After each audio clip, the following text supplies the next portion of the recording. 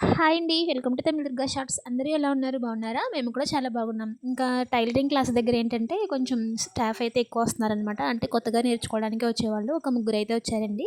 అందువల్ల correct time ఉండాలి కాబట్టి 2:30కే వాళ్ళు కరెక్ట్‌గా 2 అవర్స్ అయితే చూసుకొని మిషన్ అయితే దిగిపోమంటున్నారనమాట. ఇంక సరే అని చెప్పి 2:30కి దిగుతుంటే హస్బెండ్‌కి కాల్ చేసి ఆయన వచ్చేసరికి నాకు అక్కడ అలాగే 3 అయిపోతుంది. లేదంటే 3:30 అలా అయిపోతుందనమాట.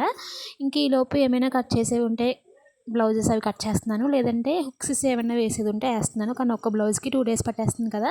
అదే మన ఇంట్లో ఉంది అంటే మనం ఏదో ఆడుతూ పాడుతూ అయితే కుట్టుకోవచ్చు. కానీ అక్కడ అలా కాదు కాబట్టి టైమింగ్ కాబట్టి కరెక్ట్ టైంకి వచ్చేయాలి. ఇంకా ఇంటికొచ్చిన తర్వాత నేనైతే డ్రెస్ చేంజ్ చేసేసుకొని కొంచెం అన్నం అయితే తినేసి మా హస్బెండ్ కూడా అయితే కొల్లికైతే వచ్చామండి. అదే మా కొత్త ఇంటి దగ్గరికైతే వచ్చాము. ఇంక ఇక్కడ ఏంటంటే మా హస్బెండు బయట ఉన్న ఇసుకంతా తీసుకెళ్ళి లోపలైతే బెడ్రూమ్‌లో కుట్టారండి.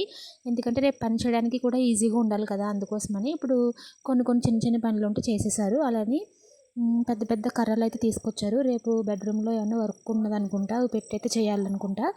ఒక 6 కర్రలైతే మా పెద్ద చిన్నమ్మ వాళ్ళ ఇంటికెళ్ళి తీసుకొచ్చారు.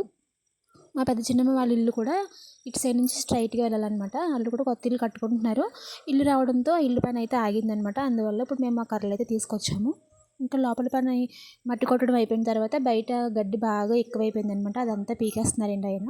ఆ గడ్డి పీకుతున్నప్పుడు అందులోంచి రోకలి బండలు పడుతున్నాయనమాట. నాకైతే చాలా భయమేసింది. పెద్ద పెద్దగా ఉన్నాయి. "నువ్వైతే పక్కన నుంచో తీసేసిన గడ్డంతా ఇసుక దులిపేసి పక్కన పెట్టు" అన్నారనమాట. ఇంక లాస్ట్‌లో అయితే హస్బెండ్ చేశారు. Subscribe my channel.